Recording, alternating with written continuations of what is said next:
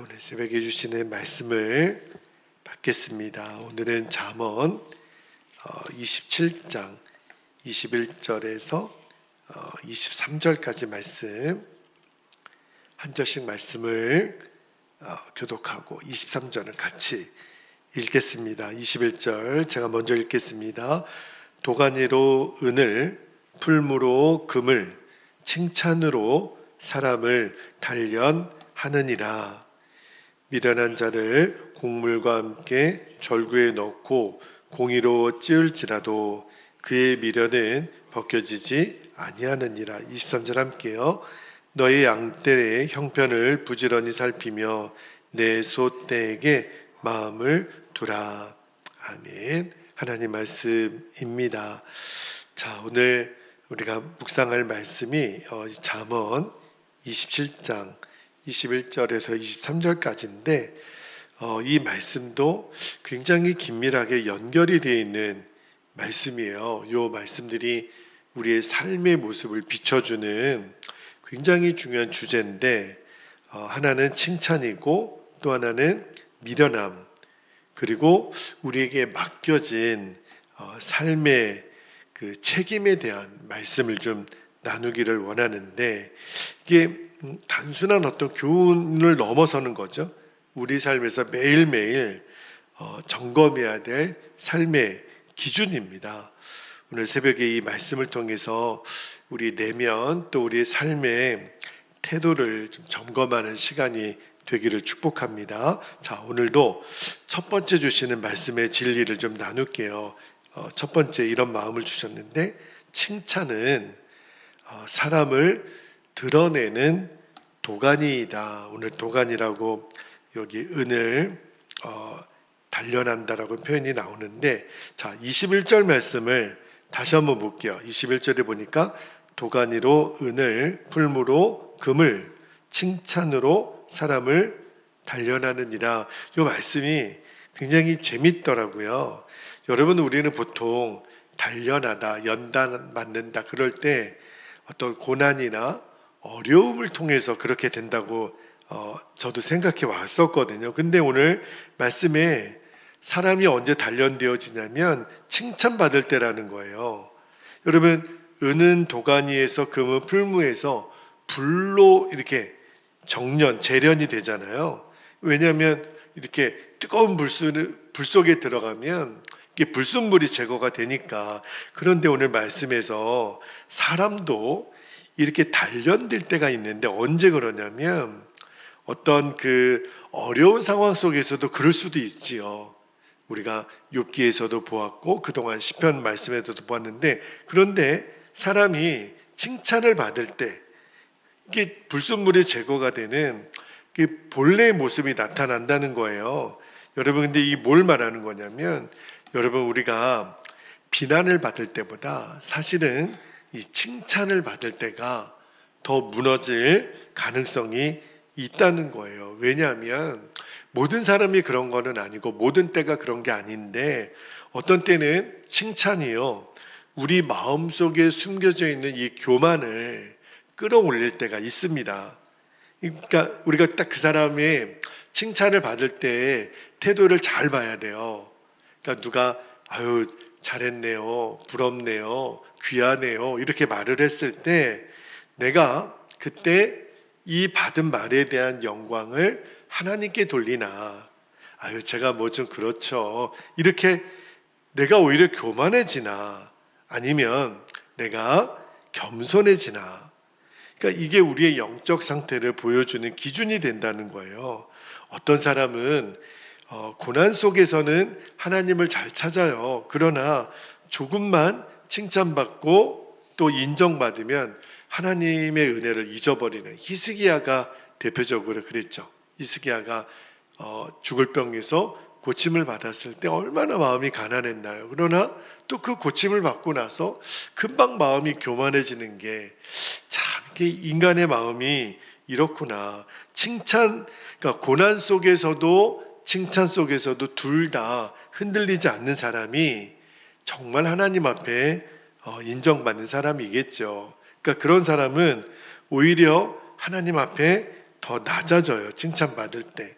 그래서 제 자신도 점검하게 되는 것이, 여러분 요즘 내가 칭찬을 누군가에게 자주 받아요? 인정을 자주 받아요?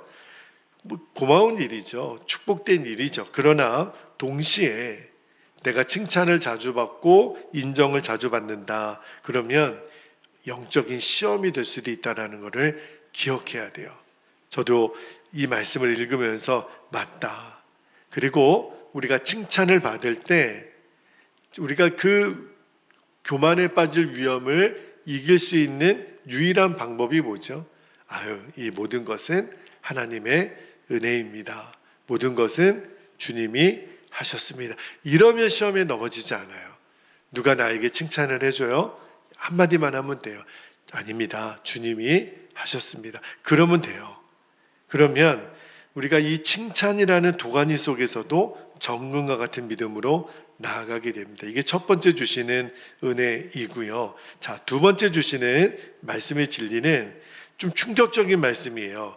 미련함이 있죠. 미련함은 어떠한 외적인 충격으로도 바꿔지지가 않는다는 겁니다. 자, 22절 말씀을 다시 한번 볼게요. 22절에 보면 굉장히 강한 표현이 나와요.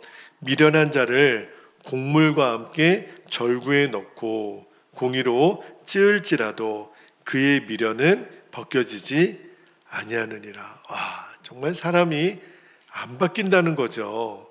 곡식을 절구에 넣고 찢는 것처럼 아무리 강하게 다뤄도 이 미련한 자의 미련함이 쉽게 사라지지가 않는다는 거예요. 여러분, 여기서 말하는 미련함은요, 그가 공부를 많이 못했거나 지식이 부족하거나 그런 차원의 말씀이 아니에요. 이때 이 미련함은 하나님의 말씀조차 거부하는 완고함입니다. 하나님 말씀을 듣는데도 그 말씀을 받지 않아요. 때때로 사람이 고난을 통해서 변화되지만 모든 사람이 그런 것 같지는 않아요. 고난을 겪어도 여전히 불평하고 원망하고 내 생각에서 변하지 않고 여전히 하나님을 원망하는 사람이 있습니다. 왜 그럴까? 문제는 환경이 아니더라고요. 결국은 내 마음이에요. 여러분, 미련한 사람의 특징이 뭐냐면 오늘 22절에도 말씀하지만 들으려고 하지 않아요. 배우려고 하지도 않고 내 생각의 기준을 내려놓지 않습니다. 어떤 아무리 외적으로 충격을 받아도 강한 경험을 해도 변화되지가 않는 거예요. 저도 말씀을 묵상하면서 제 자신에게 묻게 되더라고요. 나는 말씀 앞에서 이런 완고함은 없는가? 여전히 내 생각에 붙들려서 내 생각으로 하나님 말씀을 재단하고 있지는 않는가? 여러분, 아무리 외적인 충격을 받아도 사람이 변하는 것은 충격 때문이 아니라 내 안에 주님의 마음이 붙들려질 때, 다시 말하면 내 마음이 부드러워지는 거예요. 너희 안에 이 마음을 품으라. 곧 그리스도 예수의 마음이니. 예수님이 내 생명이 된 사람만 내 마음이 부드러워지는 겁니다. 그래서 오늘 새벽에 주님, 제가 주님의 마음을 품게 해주시고 내 완고한 마음을 깨뜨려 주옵소서. 그렇게 우리가 기도할 수 있게 되기를 바랍니다. 자, 마지막 세 번째입니다.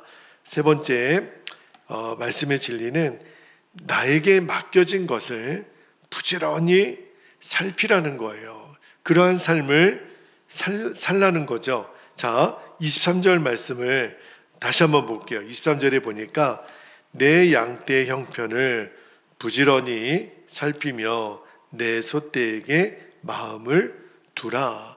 요 잠언 27장 23절 말씀은 목사님들에게, 목회자들에게는 좌우명 같은 말씀이에요. 이 말씀을 모르는 목사님들은 없습니다. 그리고 이 말씀이 늘 목사들의 가슴속에 새겨져 있어요. 우리에게 맡겨진 양떼들, 그러니까 성도님들이겠죠.